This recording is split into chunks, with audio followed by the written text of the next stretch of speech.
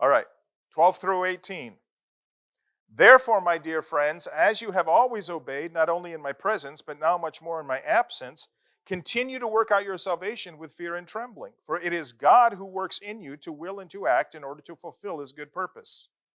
Do everything without grumbling or arguing, so that you may become blameless and pure, children of God without fault in a warped and crooked generation.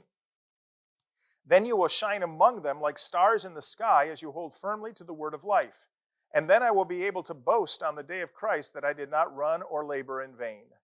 But even if I am being poured out like a drink offering on the sacrifice and service coming from your faith, I am glad and rejoice with all of you. So you too should be glad and rejoice with me. Well, what's the first word again? Therefore.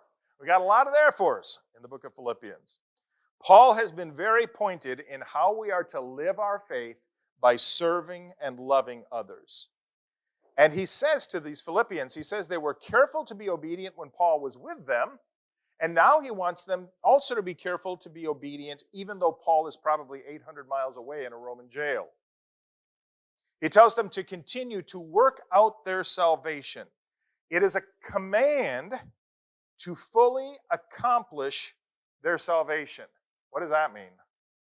I am not living out completely yet my identity in Christ. There's still room for growth. Yes, I need to continue to change. Verse 13 says that what God does in the life of a believer, this is incredible. God gives us the will or the desire to do God's will. But not only that, God also gives us the ability to do his will in order to fulfill God's purpose of practical holiness. This is such a clear statement about the cooperative effort needed by us and God in our spiritual growth and obedience. Okay, you ever seen that bumper sticker, let go and let God? Don't like it. Okay? It's a cooperative effort, my spiritual growth. I have to put in some effort.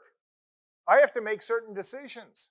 I have choices to make. You get to a fork in the road, you got to pick which prong of the fork you're going down, right? But God gives us the desire to do his will and the ability to choose the right path.